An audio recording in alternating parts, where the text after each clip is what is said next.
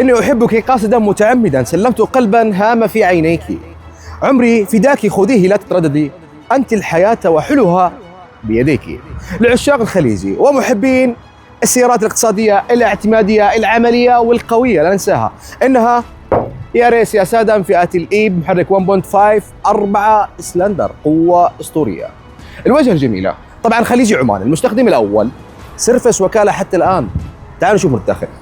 الداخلية بلون البيج كما تشاهدون، ولكنها ملبسة حفاظا على مقاعدها المخملة. 5 راكب، تكية وسط، هاند بريك يدوي، منفذ 12 فولت معدل 120 واط، ناقل حركة اوتوماتيك، كتب الوكالة ما تزال موجودة، تأمين شامل يا سادة، مكيف، مثبت سرعة، ممشاها 221,000 كيلومتر، مانع انزلاق، وتحكم كهربائي.